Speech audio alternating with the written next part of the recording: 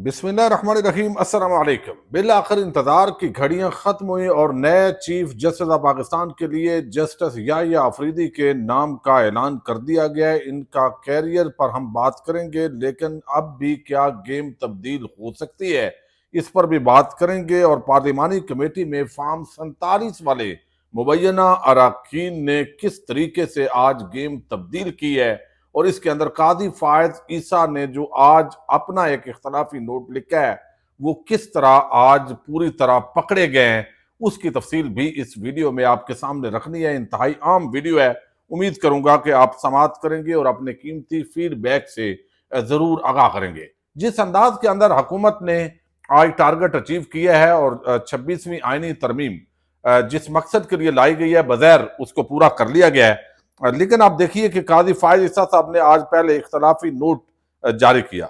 ये जो इख्तलाफी नोट है, उसके अंदर जो है वो जो बात बड़ी ही अहमियत की हामिल है, वो ये है कि उसके अंदर उन्होंने आज ये बताया है कि उनके इल्म के अंदर ये बात थी, ये उनका तजाद सामने आया है कि ये जो आईनी तरामीम हो रही हैं, इसके वो बेनिफिशरी हो सकते हैं।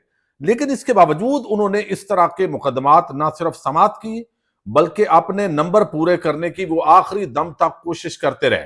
लेकिन काजी फायज ईसा इतना बड़ा मुतनाज़ किरदार बन चुके थे कि अब उनकी तमाम कोशिशों के बावजूद भी उनको चीफ जस्टिस की एक्सटेंशन या रीअपॉइंटमेंट उनकी करना मुमकिन नहीं रहा था। अब एक तरफ कादी फायज ईसा को क्लीन चिट देने के लिए ये बात की जाती है कि कादी साहब के बारे में पहले ही उन्होंने कह दिया था कि मैं एक्सटेंशन में इंटरेस्टेड नहीं हूं, लेकिन ये बात बिल्कुल गलत की जाती है। उसकी वजह यह है कि कादी साहब आखिरी दम तक लड़े हैं, उन्होंने कोशिश की है, वो नशिस्तें बढ़ाने के लिए कोशिशां रहे हैं। आज जो उन्होंने मखसूस नशिस्तों के इख्तलाफी नोट के अंदर इजाफी नोट में जो बात की है, अब इस पर जो साकिब बशीर हैं, कोर्ट रिपोर्टर हैं बड़े सीनियर, उनका तबसरा बड़ा जबरदस्त है। वो लिखते हैं कि आखिरकार चीफ जस्टिस कादी फायज ईसा ने मखसूस नशिस्तों के इख्तलाफी फैसले में खुद ही तस्लीम कर लिया कि उनको मुमकिना आईनी तरामीम का आज से 5 माह से मालूम था, और यह भी मालूम था कि वो भी इसके बेनिफिशरी हो सकते हैं। इस हवाले से उन्होंने लिखा है कि उन्होंने जून में प्रैक्टिस एंड प्रोसीजर कमेटी में तजवीज दी थी कि आईनी तरामीम की सूरत में हम में से कोई बेनिफिशरी या मुतासर हो सकता है, इसलिए हमें चीफ जस्टिस और 5 जजेस जो मुस्तकबिल के चीफ जस्टिस हो सकते हैं, मखसूस नशिस्तों की अपील के बेंच का हिस्सा नहीं होना चाहिए। अब सबसे बड़ा सवाल यह है कि क्या जून से अब तक 5 माह तक मोहतरम चीफ जस्टिस साहब ऐसे केसेस से दूर रहे जिनका ताल्लुक आईनी तरामीम से बन सकता था? यानी यहां पे उनको बड़ा कुछ लोग क्रेडिट दे रहे हैं, और क्रेडिट ये दे रहे हैं कि देखें, उन्होंने तो ये कह दिया था कि इसके बेनिफिशरी मैं भी हो सकता हूं, आप भी हो सकते हैं, लिहाजा इस तरह जो है वो हमें ये केस नहीं सुनते। लेकिन अब वो खुद इन केसेस से जुदा नहीं हुए, उन्होंने अपने कंडक्ट से साबित किया है आखिरी दम तक कि वो अपनी एक्सटेंशन के लिए बगैर कोशिशां रहे हैं। अब वो कहते हैं कि अब तक सवाल यह है कि क्या जून से अब तक 5 माह तक मोहतरम चीफ जस्टिस साहब ऐसे केसेस से दूर रहे हैं जिनका ताल्लुक आईनी तरामीम से बन सकता था? इसका जवाब है ऐसा बिल्कुल भी नहीं हुआ। दूसरे साथी जजेस को टारगेट पर लिए चीफ जस्टिस ने पंजाब इलेक्शन ट्रिब्यूनल्स के केसेस में MNAs के केसेस सुने, हुकूमत के हक में फैसले आए, हुकूमत के नंबर बढ़े। क्या ये मफादात का टकराव नहीं था? फिर सबसे बड़ा 63A केस सुना और हुकूमत के लिए रास्ता खुला किया। क्या ये मफादात का टकराव नहीं था? इसी तरह के और केसेस भी उन्होंने सुने और इलेक्शन कमीशन को वो क्लीन चिट देते रहे। लेकिन जब दाल नहीं गली और शदीद किस्म का मुतनाज़ तरीन एक जज की हैसियत उनकी बनी, तो हुकूमत के लिए यह मुश्किल था कि कादी फायज ईसा को दोबारा रीअपॉइंटमेंट करें उनकी, या एक्सटेंशन करें। अगर वो करते भी तो वो एक घटिया तरीन किस्म के किरदार के तौर पे रोज जो है वकला वो मुतहरक होते, लोग उन पे तनकीद करते। तो ये चीज तो इस तरीके से की गई है। अब आज कमेटी का इजलास हुआ है, तहरीक इंसाफ जो है उसने इसका बाइकाट किया। टोटल 12 मेंबरान इस पार्लिमानी कमेटी के अंदर मौजूद थे, जिसके अंदर जो 8 हैं वो तो हुकूमती इत्तेहाद का हिस्सा थे, 3 तहरीक इंसाफ के थे, 1 मौलाना फजल रहमान की पार्टी के सेनेटर कामरान मुर्तजा थे। अब कामरान मुर्तजा भी एहसन भून और आदम नजीर तारड़ ग्रुप के हैं सुप्रीम कोर्ट ऑफ पाकिस्तान के अंदर, वो लेकिन आगे सुप्रीम कोर्ट बार के इलेक्शन हो रहे हैं, तो उनके लिए भी वोट देना मुश्किल था। तो अब यहां पर ख्वाजा मोहम्मद आसिफ, इसमें एहसन इकबाल, शाइस्ता परवेज मलक, ये नून लीग के, इनके साथ एक और नून लीग के जो है वो यहाँ पे हैं, जिसके अंदर यानी आप समझें आदम नजीर तारड़, ये 4 मेंबरान नून लीग के।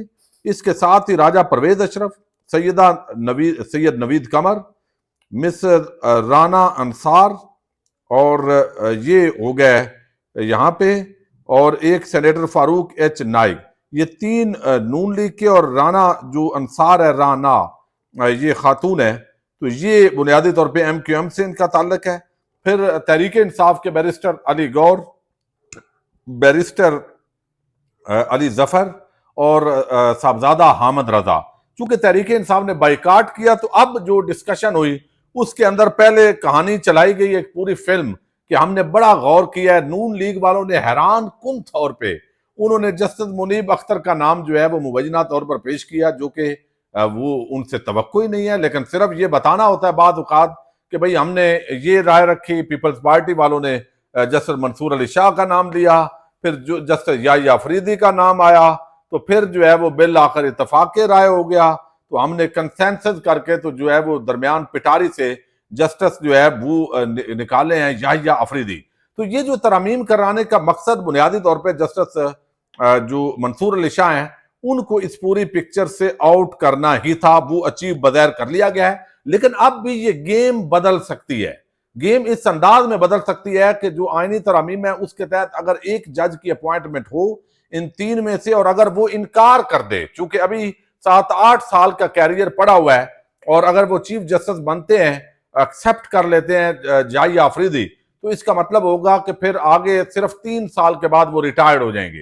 तो ये अब उन्होंने देखना है, और फिर उनको ये अंदाजा भी है कि अगर मैं हटूंगा तो justice Mansoor Ali Shah chief justice बन सकते हैं, दोस्त भी हैं आपस के अंदर। अब वो क्या करते हैं ये बात इंतहाई आम है, तो लिहाजा अभी भी ये गेम तब्दील होके justice Mansoor Ali Shah chief justice बनने के चांस मौजूद हैं, लेकिन ये डिपेंड करता है जस्टिस याहिया अफरीदी पर। अच्छा, अब इसके अंदर मैं आपको बताऊं कि फार्म 47 के जो मुबैना तौर पे जो किरदार है, आप देखिए, ये है वो असल खतरनाक खेल, ये है आइन और जमहूरियत पे हमला, ये है नून लीग और पीपल्स पार्टी की असल वोट को इज्जत दो और आइन और जमहूरियत और ये जो बातें करते हैं। अब इसके अंदर जो 4 मेंबरान हैं वो कौन से हैं जो फार्म 47 के करार दिए जाते हैं, और आज वो खुद जो बगैर जाल सादी के जरिए एक डाका डाल के मुबैना तौर पर वो आज असेंबलियों के अंदर बैठे, यानी वो खुद उनका किरदार आप मुलाहिजा कीजिए, और वो आगे चीफ जस्टिस ऑफ पाकिस्तान का डिसीजन कर रहे हैं। उनमें एहसन इकबाल, इनका NA 76 से ये PTI से इलेक्शन हार गए थे फार्म 45 के मुताबिक, लेकिन ये भी आज इस कमेटी का हिस्सा थे। ख्वाजा आसिफ NA 71 में PTI से तकरीबन 50,000 वोटों से हारा हुआ शख्स, ये भी इस कमेटी का मेंबर था जो चीफ जस्टिस बनाने की कमेटी है। राना अंसार, ये राना अंसार है, MQM की मखसूस खातून MNA जिन्होंने एक भी वोट नहीं लिया, ठीक है, ये मखसूस नशिस्त पे आई हुई हैं, और MQM का सारा मैंडेट वैसे ही जाली है, कोई MNA भी फार्म 45 के मुताबिक उनका नहीं बना। तो ये भी आप अंदाजा करें कि ये भी फार्म 47 ही का कमाल है कि ये जज चीफ जस्टिस का फैसला कर रहे हैं। राजा परवेज अशरफ, ये NA 52, ये PTI से 50,000 से ज्यादा वोटों से हारा हुआ शख्स है, साबक वजीर आजम भी है। तो ये भी आज इस अगले चीफ जस्टिस का अनाउंस करने वालों के अंदर ये शामिल है। ये है जमहूरियत का बेहतरीन इंतकाम, ये बेहतरीन इंतकाम जरदारी साहब और नवाज शरीफ वगैरह वोट को इज्जत दो करके वो लेते हैं। अब ये जस्टिस याहिया अफरीदी बुनियादी तौर पे जो जज हैं वो बेजरर किस्म के जज हैं, इधर भी उधर भी। तो आगे असल जो बात है वो ये इससे ज्यादा खतरनाक ये है कि अब जिस बंदे को बनाया जाएगा आईनी बेंच का सरबराह, चूंकि ये पूरा सिस्टम कंट्रोल में करना है ना, तो सुप्रीम कोर्ट को बुनियादी तौर पे ये आईनी तरमीम का मकसद इंसाफ का जनादा निकाल के आइन जमहूरियत को पामाल करके तो कंट्रोल करना मकसद है। तो अब अमीन उद्दीन खान कादी साहब की प्रो कादी यानी प्रो मैक्स जो वर्जन है कादी का, वो मुमकिन तौर पे आईनी बेंच के सरबराह हो सकते हैं। तो फिर सत्य ही खैर है इस मुल्क के अंदर इंसाफ की फिर कोई वो चीज ही नहीं है। अच्छा, अब यहां पे बहरहाल देखते हैं सूरत हाल कैसे आगे डेवलप होती है। अब ये जो जस्टिस मंसूर अली शाह है, इनका जो कैरियर है, ये हैं कौन, ये डिस्कस तो रोज होता है, लेकिन ये थोड़ा बताना जरूरी है। Chief justice of Pakistan justice Yahya Afridi 23 जनवरी 1965 को डेरा गाजी खां के अंदर ये पैदा हुए। इब्तदाई तालीम एचिसन कॉलेज लाहौर से इन्होंने हासिल की है। गवर्नमेंट कॉलेज लाहौर से ग्रेजुएशन की है, जबकि पंजाब यूनिवर्सिटी लाहौर से MA मुआशियात की इन्होंने डिग्री ली हुई है। जैसे याहिया अफरीदी ने कॉमनवेल्थ स्कॉलरशिप पर जेसस कॉलेज कैम्ब्रिज यूनिवर्सिटी से LLM की डिग्री भी हासिल की है। जैसे याहिया अफरीदी 1990 में इन्होंने हाई कोर्ट के वकील की हैसियत से प्रैक्टिस शुरू की। 2004 में ये सुप्रीम कोर्ट के वकील के तौर पर वकालत का इन्होंने आगाज किया। फिर जैसे याहिया अफरीदी खैबर पख्तूनख्वा के लिए बतौर असिस्टेंट एडवोकेट जनरल की खिदमात भी सर अंजाम दे चुके हैं। 2010 में ये पेशावर हाई कोर्ट के एडिशनल जज मुकर्रर हुए। 15 मार्च 2012 को ये मुस्तकिल जज फिर मुकर्रर हुए हाई कोर्ट पेशावर के अंदर। 30 दिसंबर 2016 को जस्टिस याहिया अफरीदी ने पेशावर हाई कोर्ट के चीफ जस्टिस के ओहदे का हल्फ लिया। 28 जून 2018 को सुप्रीम कोर्ट ऑफ पाकिस्तान के ये जज मुकर्रर हुए नए चीफ जस्टिस के तौर पर। अब ये सुप्रीम कोर्ट ऑफ पाकिस्तान के अंदर जो है, इन्होंने कैरियर के अंदर बहुत अहम फैसले भी दिए हैं।